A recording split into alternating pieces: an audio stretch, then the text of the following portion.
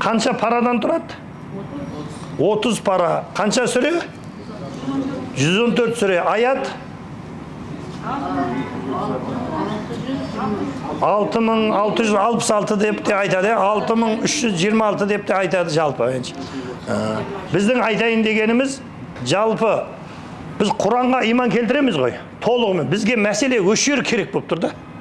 Құранның бірінші бетіне иман келтіріп, екінші, үшінші бетіне иман келтірмей қойға болмайды. Біздің нәпсіміз қалап тұрып, Құранда бір нәрсені біз нәпсіміз қалап атыр. Түсініңіз ба? Нәпсі деген нәрсе. Болмаса бір жаңағы құмарлық. Құмарды Алла Тағала Құранда баян болған, құмардың харам екенін, зинақорлықтың харам екенін, біреуге жала жабу керектің, арақ ішудің жалпы күнәларды атап қойған. Енді біз сол Құрандағы жаңағы айтқан бір нәрсеге тыйым салған болса, бұл нәрсе бола береді, бұл пәленшеде ішіп жүр, пәленшеде былай жүр, пәленшеде жүріп жүр ғой деген сияқты нәрсе болмайды. Біз Құранға иман келтірдік пе, онда толығымен иман келтіруіміз керек. Түсініңіздер ме? Міне сол иншалла кітап, бұл ақыр заманның, яғни пайғамбар саллаллаху алейхи вассаламның үмметіне беріліп болған үлкен бір бұл кітап. Ол біздің кітабымыз ол. Оны оқуымыз керек біз. Оны оқып ішіндегі нәрсеге амал қылуымыз керек біз. Түсініңіздер ме? Сол Құран бізге түскен кітап ол. Ол біздің ережеміз ол. Соның ішінде қалай жазылған болса, біз солай оған иман келтіруіміз керек. Ол сондай кітап ол. Бәріміз ақылдымыз тасып тұрады. Мына жігіт айтады, мәшине жөндеймін дейді. Мәшинені бұл қаяқтан жөндейді бұл? Бұл ана мәшиненің кітабы болған екен, соған инструкциясына қарайды ананы. Түсініңіз ба?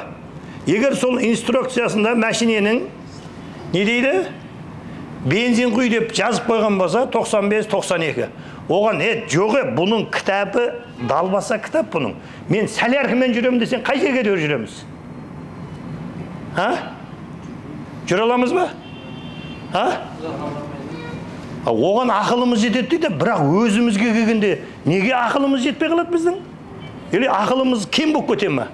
Бізге айтып отыр ғой, мына ауыздан тек халал нәрсе құй деп отыр ғой бізге. Нормально жүресің, ұзаққа жетесің деп отыр, денсаулығың мықты болады деп отыр. Былай жеткен уақытта әдемі жүресің трассада деп отыр. Жоқ, мен болған не болса соны құя берем де, ол кітапты менсінбеймін мен. Мен не болса сомен ішіп аламын да жүріп кете берем. Ол анау намаз оқитын молдаларға шығар, ол харам. Маған харам емес деген адамдарды естігеміз, Алла сақтасын. Қараңыз. Ол маған харам емес дейді. Ой, астағфирулла. Түсіндіңіз ба? Болмаса бүйтіп айтатындар бар. Шәйнекке құйып әкеп, білдірмей құйып жіберсең харам емес дейтіндер де бар да. Ондай жоқ, естімегенсіздер ме? Білмеймін, әйтеуір мен ауылда сонда естіп қаламын ғой, арасында.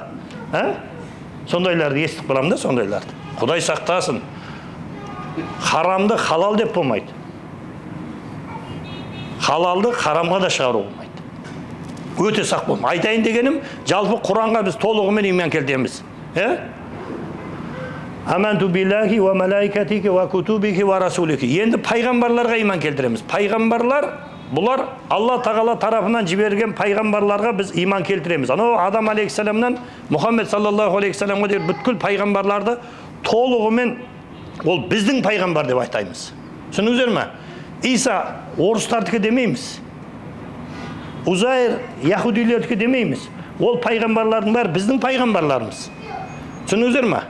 Ол пайғамбарлар сол Адам алейхиссаламнан Мұхаммед саллаллаху алейхиссаламға шейін пайғамбарлардың мақсаты бір болған. Қандай мақсаты не? Мақсаты мына адамзатқа Алла Тағаланы таныту болған. Түсініңіздер ме? Пайғамбарлардың мақсаты бір, ақидасы бір. Енді ақыр заман пайғамбары келді, енді бұдан кейін пайғамбар шықпайды енді.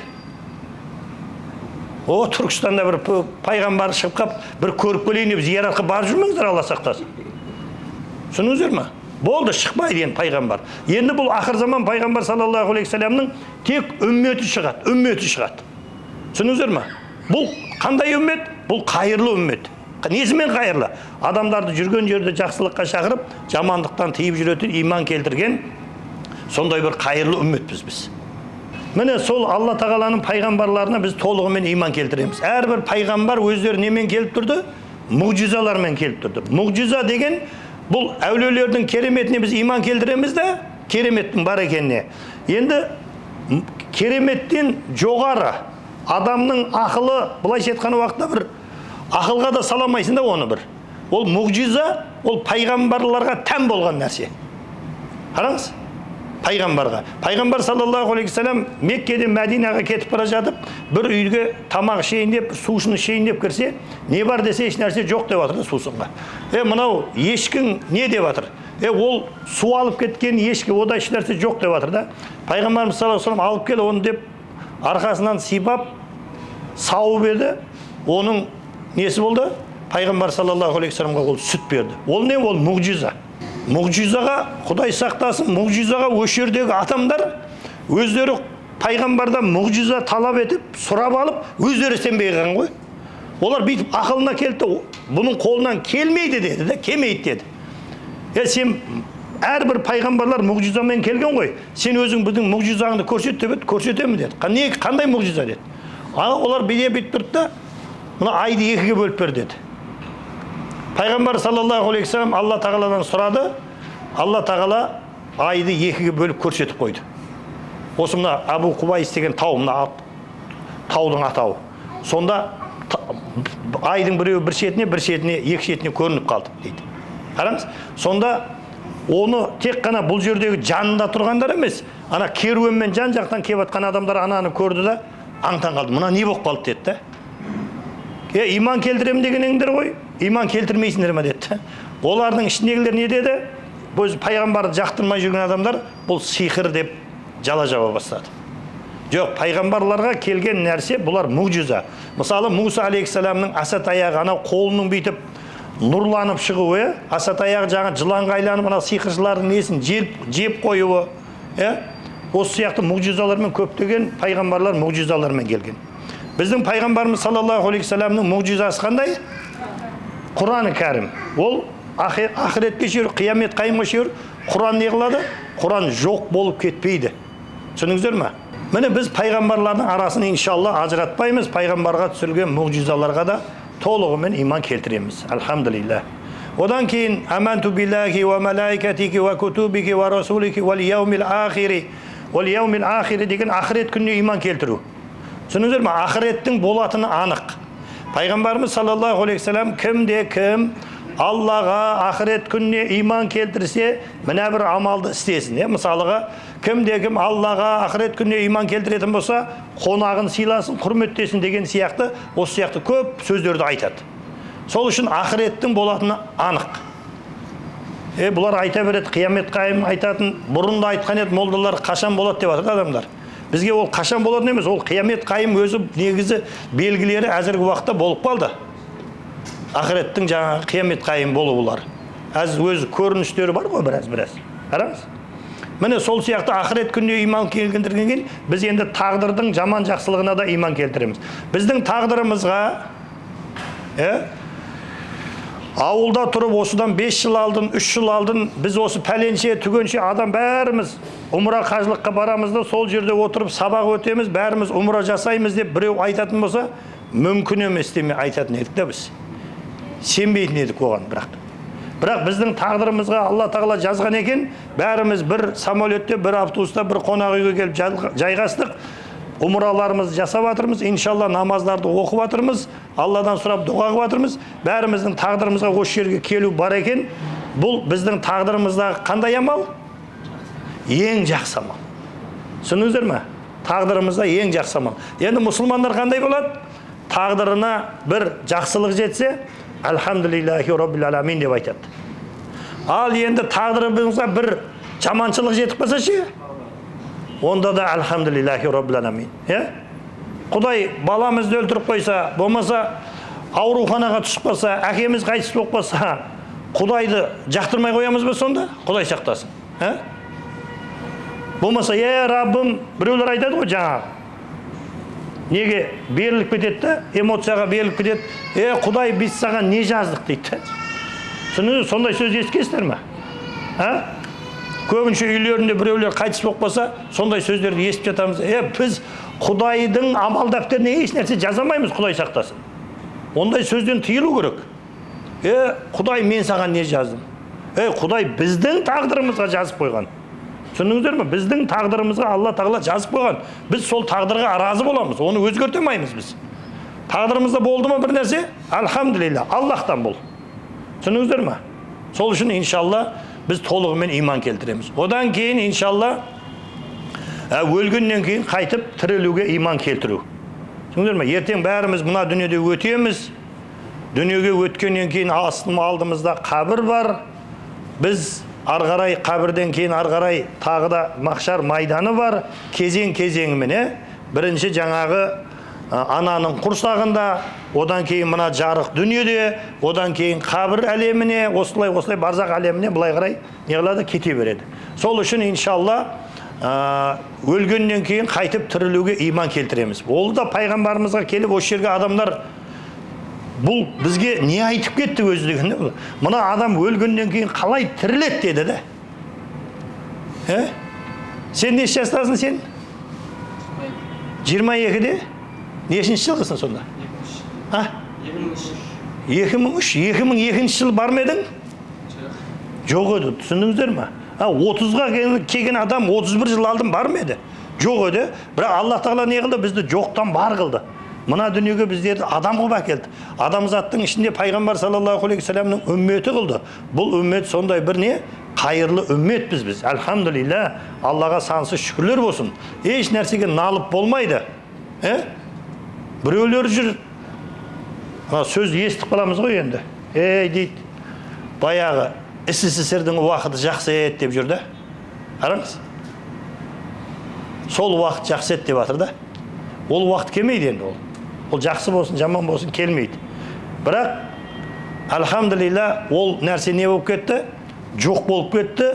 Біздің әзір адамдар, жастарымыздың бар не қылды? Иманға келіп жатыр. Ол уақыт кетті енді ол. Өтіп кеткен уақытты оны жақсы, жаман таразылап, одан бізге пайда жоқ. Біздерге былай-қалайғы келешектегі өміріміз не болады біздің? Осы нәрседен біз иншалла көбірақ өзімізге ибрат алуымыз керек. Енді құрметті момын мұсылман бауырлар, альхамдулилля,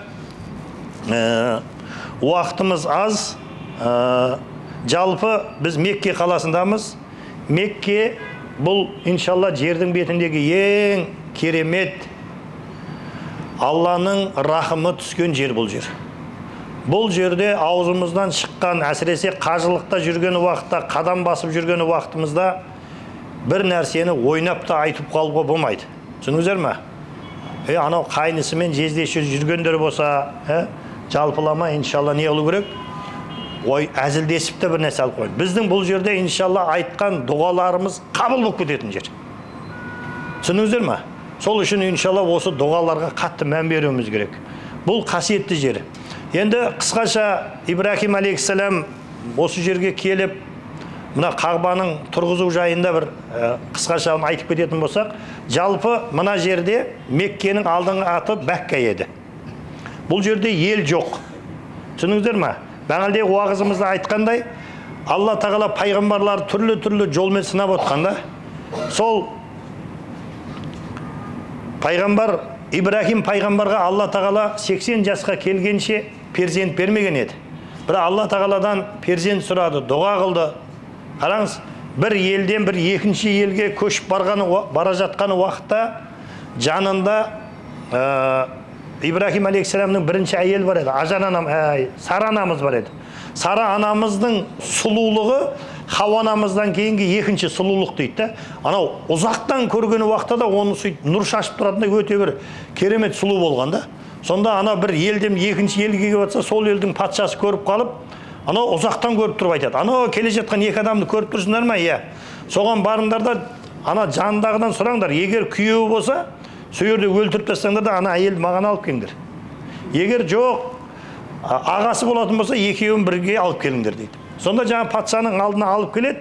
Келсе патша өзінің нәпсісін ұстай алмастан жаңағы не деген мынау сұлусың деген сияқты, нұрлы жүзсің деген сияқты жалпы қолын созған уақытта патшаның қолы қатып қалады. Түсіндіңіздер ме? Ана қол бұл Алла тағала өзінің сүйікті құлдарын осылай да қорғай береді да өзі негізі. Сонда ол біздің ақылымызға сыймайды да ол нәрселер, қорғаулар қандай. Сонда қолын созған уақытта бұл адам түсінеді. Мына адамда бір қасиет бар екен. Ей, менің қолымды жібер дейді. Мына қатып қалды дейді. Сонда Раббысынан дұға қылып сұрайды, мынаның қолын босат деп. Қолы босаған екен, ол қайттан нәпсіне беріліп тағы да созады. Енді бұрыннан да қаттырақ, жанын ауыртатындай дәрежеде ауырып кетеді қолы. Сөйтіп болды дейді. Менің қолымды босаттым дейді.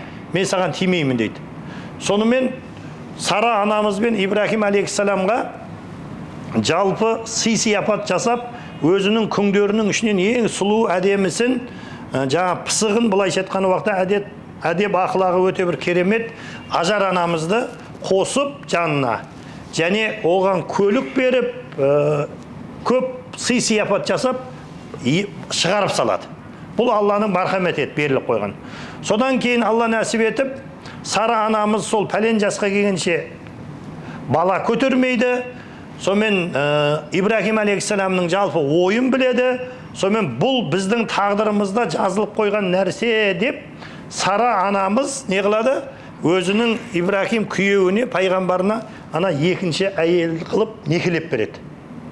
Түсіндіңіздер ме? Әйелдер жүрегі ауырып кетіп отқан жоқ па? Жалпы некелеп береді сөйтті. Түсіндіңіздер ме? Енді ол Сара анамыз сияқты әйелдер өтіп кетті, ондай болмайды, уайымдамай қойыңыздар. Ибрахим сияқты адамдарда жоқ бәрібір. Сонымен иншалла соны некелеп береді. Некелеп бергеннен кейін не қылады? Алхамдулилля, Алладан сұрайды. Алла тағала Ажар анамыздың етегіне сондай бір сұлу, керемет Исмаилдай жас перзентті нәсіп қылады. Енді Алла тағаланың тағдыры. Бәлкім жаңағы бір қызғаныштан туындап атқан болуы мүмкін. Болмаса тағы бір даналық болуы мүмкін. Енді кітаптарда әртүрлі жазады енді негізі де. Жалпы тағдыр дейікші. Жаңағы тағдыр деген нәрсе осынан шығып тұр. Тағдырында бар екен жас бала, жөргектегі бала. Бір Алла тағаладан Ибрахим пайғамбарға не келді? Уахи келді. Сен Ажармен манау Исмаилды айдалаға, жақа осындай тау тастың арасында ешқандай шөл далаға апарып тастайсың. Түсіндіңіздер ме? Бұйрық келді. Түйесіне мінгізді, алып келді, осы жерде ел жоқ, мына жерде. Ел жоқ. Алып келді де осы жерге қалдырды. Сонда Ажар анамыз Ибрахимнің оның пайғамбар екенін біледі. Сөйтіп тастап кетіп атқаннан кейін арқасына Ибрахим пайғамбарға негіз айтады: балаңмен әйеліңді тастағаннан кейін арқаңа қарамағын. Егер адам арқасына қарайтын болса, бәлкім мейірімі түсіп кетіп, не қылады? Аллахтың бұйрығын орындамай қоюы мүмкін. Бірақ Аллах бұйырды, уахи қылды, сондай істейді. Сонымен баласын тастап, екеуін, келіншек екеуін кетіп бара жатады. Сонда не қылады? Ажар анамызда хикмет, даналық бар да: ей Ибрахим, сен айтқын, саған бұны Раббың бұйырды ма дейді. Егер Раббың бұйырған болса, сен бізге бұрылып қарауыңда, бізге жауап беруіңде керегі жоқ. Сен басыңды изесең болды, мен өзім түсініп алам дейді. Түсініп, қандай керемет әйелі, бас изеген кезде түсініп қалатын да. Жаңа күйеулер бас изесе, о, қуырдақ деп атқан сөз. Іс-қимылдан біліп қойып та. Негізі әйел адамдар дана, қарап тұру керек қас-қабағына да негізі. Ол әйелдерге берілетін ол бір жақсы қасиет ол. Оған біз еркектерге ондай қасиет берілмейді, бірақ әйелдерге беріледі сондай қасиет. Күйеуінің жаңағы қарап тұрып, пікірін біліп тұрады да сондай. Түсіндіңіз бе? Сол даналық қой бұл Ажар анамызға берілген. Сонымен болды. Сол нәрсені түсінеді де, басын изейді, Ибрахим пайғамбар ары қарай кете береді. Сонымен Ибрахим Исмаилді тастаған жер, жаңағы зәмзәм су шыққан жер. Сол жерге жалпы тастайды. Содан Сафа төбесіне көтерілген уақытта барып тұрып, ұзақтан енді қарайды, ұзақтан қарап, сол жерде тұрып негізі Ибрахим пайғамбар дұға қылып кеткен екен де. Қараңыз, сол жерге қарап тұрып дұға қылып кеткен екен. Сол дұғаның шарапаты, сол дұғаның ішінде кім бар десе, сол дұғаның ішінде біз бәріміз бармыз. Маған бір сондай не деді? Алладан сұрады: салих перзенттерді нәсіп қыл. Қараңыз, салих бір үмметтерді арқамда нәсіп қыл. тақуа, мұсылман, намазхандарды маған нәсіп қыл деп Алла тағаладан сұрады. Сол дұғаның шарафатымен Исмаил пайғамбардан кейін 21-ші ма, 20-ші ма дүниеге Мұхаммед Мұстафа саллаллаху алейхи вассалам келіп отыр ғой. Қараңыз. Міне сол, иншалла, сол жерде тастаған екен бұлар кетеді. Кетеді, екеуі жаңа оншамыша азық қалдырады, сол азық су таусылады. Бірақ не қылады? Әйел адам не деп жатыр? Ажар анамыз не сұрап жатыр, білесіздер ме? Білмейсіздер ме? Күйеуіне қарап бажылап жатқан жоқ, арқасынан қарғап жатқан жоқ. Сен кетіп қалдың, бізді тастап, квартираға тұрып жатырмыз, ақшамыз жоқ, үйде газ жоқ, су өшіп қалған, ондай жоқ. Раббым деп жатыр ғой ажар анамыз. Құдай, Раббым, бізді аш қалдырмайсың сен деп, бірақ орнында сол жерде тұрып жатқан жоқ та, бұл жерде әрекет бар. Түсіндіңіз ба? Ажар анамыз қандай әрекет қылды? Су іздеп жатыр. Ана жер айдала ғой, су жоқ. Бірақ ажар анамыз не қылды? Әрекет қылды. Сафа төбесіне шығады, Сафаның төбесіне жүгіріп, Марва екі төбеге шығады, тауға. Марваға шығады. Екі арада жүгіріп жүр. Анау баласының даусы бір естіледі, содан балам даусы естілмей қалды деп, жаңағыдай бүйтіп арып айыр жүгіреді. Сол жерде ажар анамыз су іздейді ғой енді. Бір тіршілік бізді Раббым деп жатыр ғой. Енді бұл жерде ол Ибрахимге қайырылып жатқан жоқ та, бұл жерде енді өзінің Раббысына қайырылып жатыр. Ажар анамыз, Раббым деп Алла тағаладан сұрап жүр. Сол кезде Сафа Марваның арасында жүрген уақытта Алла тағала барлығын адамның тағдырына жазып қойғанда, түсіндіңіздер ме? Сол жазып қойған тағдыр болып тұр ғой енді.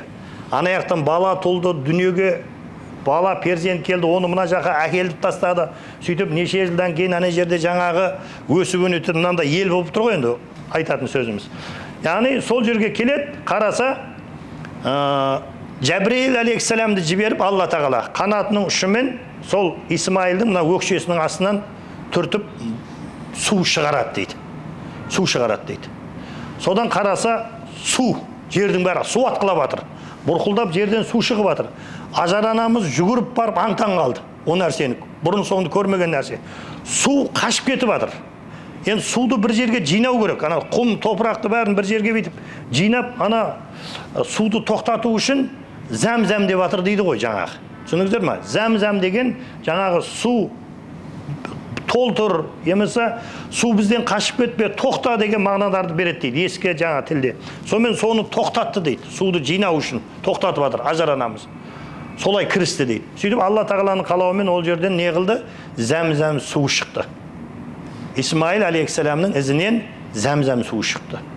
Енді су бар жерде не болады? Иншалла су бар жерде тіршілік басталады. Ол жерде қараса су шықты, су келгеннен кейін суға кептар келеді, жаңағы әртүрлі хайуандар келеді, олар өзінің тіршілік ретінде соны сойып, ойдағыда тіршілік басталды. Су болғаннан кейін жан жағында егін өседі, сонымен қараса айдалада, далада неғып жатыр? Жалғыз бір ана мен бала өсіп жатыр. Алла тағаланың бақылауында. Сол жерден сол елдің жанынан көшпенді халық бір Журхум деген тайпасы өтіп бара жатады. Қараса өсіп тұрған су, жан жақтың бәрі көгеріп кеткен. Сол жерге Журхум тайпасы келсе, анау судың жағасында кім тұр? Судың қожайыны тұр. Судың қожайыны ажар анамыз бен Исмаил екеуі отыр. Ана Журхум тайпасы да өте бір керемет халық еді дейді. Сол жерге келіп тұрып, ажар анамызбен келісім шартқа отырып, біз о жерде қоректенсек, біз о жерге жайғассақ, сенен біз суды сатып алып тұрсақ, саған біз азық түлік беререк деп, жалпы сол жерден тіршілік басталды дейді. Енді арасында Ибрахим алейхиссалам келіп тұрған зияратқа, баласының жаңа өсуіне байланысты, баласы өсіп сол 7-8 жастарда Ибрахим алейхиссаламға Алла тағала не қылды? Енді тура осы жерден не қылды? Суды, Алла тағаланың үйін тұрғызуды Алла тағала Ибрахим алейхиссаламға нәсіп қылды. Ибрахим алейхиссалам тұрды, Жаңа ғана бүгін көрдіңіздер ғой Ибрахим алейхиссалам ізі деген. Солған сол Ибрахим алейхиссаламның сода тұрған уақытта көп тұрғандықтан ізі түсіп қалған дейді. Сол ізі түсіп қалған екен, жалпы Қағбаны сол кезде, енді қанша екен нақты есімнен шығып тұр, биіктеу қылып көтеріп, сол жерге Қағбаны тасты тұрғызған. Сол кезде жаңа ғана Хажарул Асвад бар ғой, ол енді ол әзіргі уақытта басқа болғанда, ал сол уақытта ол басқаша болған. Енді бұлар тасты жан-жақтан тереді, ол кезде мынандай төрт бұрышты қылатын кірпіш не жоқ, жалпы тастың өзіне ыңғайына қарап қалап отыратын болған бүйтіп. Сол кезде жаңа Қағбаның бұрышында тас қалайтын мынандай бір орын қалып кетеді. Енді сол орынға түсетін тас іздеп жатыр ғой. Түсіндіңіздер ме? Сол орынға түсетін тас керек. Оны не қылады? Бір күн іздейді, таппайды, 2 күн іздейді, таппайды. Сонда 3-ші күні барса, осында Абу Құбайс деген тау бар. Соның таудың етегінде түнде де күндіз де бір нұр шашып тұратын бір көреді ұзақтан. Сонда баласына айтып, мен анау сояқтарға барып келейін деп келсе, тура бұлар іздеген тас сол жерде тұр ғой. Түсіндіңіздер ме? Сол жерде тұр тас. Сол тас жәннаттан түсірілген тас. Жәннаттан түсірілген тас. Сол тасты алып келіп, сол жерге қараса, тура келетін тас. Соны қояды. Ол тас қайдан келді десе, ол тас Адам алейхиссалам тұрғызған уақытта да сол жәннаттан түсірілген. Оның бір өзінің ерекше бір оқиғасы бар, қалай түскенің. Одан кейін иншалла Нух алейхиссаламның уақытында топан су шайғанда шайылып кеткен дейді. Жалпы Қағба бұзылып жаңа шайылып кеткен уақытта сол тас барып, сол жерге барып, Абу Құбайстың етегіне барып тұрып қалған дейді. Сол жерден әкеліп ананы тасты қойып, Қағба бүтінделеді. Сонымен енді Ибрахим алейхиссалам не қылады? Оны тұрғызды. Енді оны құлшылық істейтін адам керек ол жерде. Қаяқтан әкеледі ол? Қараңыз. Енді Алла тағаладан не қылып жатыр? Сұрап жатыр. Алла тағала оған бұйырды: "Ей Ибрахим алейхиссалам, сен шақырсаң, адамдарды алып келу бізден" деді. Сонда Ибрахим алейхиссалам дауыстап тұрып шақырды, адамдар естті. Осы күнге дейін иншалла не қылып жатыр? Адамдар келіп жатыр. Жалпы тарихы осындай. Қағбаның тұруы сол Ибрахим алейхиссалам мен Исмаил алейхиссалам тұрғызған деген осы деректер бар. Одан алдында енді Адам алейхиссалам да тұрғызған, ең бірінші жердің бетінде бұны сол мешіт қылып тұрғызған деген, жаңа одан кейін қанша мәрте су шайып кетіп, негізі сол Ибрахим алейхиссалам мен Исмаил екеуі тұрғызып, содан бергіде адамдар не қылды? Қажылық амалдары орындалып келе жатыр. Пайғамбар саллаллаху алейхи саламның дінді алып келгеннен алдында осы жерде адамдар қажылық жасайтын еді. Түсіндіңіздер ме? Бірақ олардың қажылықтары сәл басқашалау болып кеткен еді. Бағана да айттым ғой уағызымда. Алла тағаламен жердің бетінде 600 жыл Алла тағала тарапынан уахи түспей қойды. Яғни Иса алейхиссалам мен Мұхаммед саллаллаху алейхи саламның екеуінің арасы 600 жылдай болатын болса, сол Алла тағала тарапынан уахи түспей қойды. Содан кейін адамдар не қылды? Ойына келгенін істей берді. Түсіндіңіздер ме? Адамдар кез келген нәрселерді өзіне құдай жасап алатын болды, Алла сақтасын. Кез келген бір нәрсені істейді да, мынау менің құдайым дейді. Қараңыз. Әркім өзінің ойына келгенін істеп кетті де, былайша айтқан уақытта. Сол үшін құдай сақтасын, біз ойымызға келгенді істемейміз. Біз арнайы бір жүйе бар бізде. Ол қандай жүйе? Біздің өмірімізді сақтап қалатын, біздің өмірімізде ең маңызды болған, біздер үшін де, ақыретіміз үшін де, бала-шағамыз үшін де, еліміз, жеріміз үшін де ең маңызды болған біздің неңіз бар? Біздің дініміз бар. Бұл ислам діні деп аталады. Осы дінмен біз иншалла дінденетін болсақ, біз бақытты боламыз. Өзіміздің мысалы елде шыққан дана адамдарды, әзір ата-бабаларымыз деп айтамыз ғой, мысалы Шәкәрім бар, Абай бар, тағы да одан басқа анау билеріміз бар. Көріп тұрсыздар ғой, бәрі олардың тарихта қалуының мақсаты не? Тарихта олар қалай қалды десе, сол елге олар жанашыр болғаннан кейін, сол елді осы дінмен насихаттап, әдет ғұрыппен ұстап тұрғаннан кейін, олардың не болды? Сол тарихта олар сақталып қалды. Сол үшін иншалла құрметті момын мұсылман бауырлар, әлхамдулилля, өзіміздің дінімізді естен шығармайық. Бұл дініміздің біздің арасындағы осы қажылық ибадаты, умра қажылығы сіздермен біздерге бұйырған екен. Енді осыны өз деңгейінде өткізуді Alloh taolo barchamizga nasib qilsin. Allohu akbar.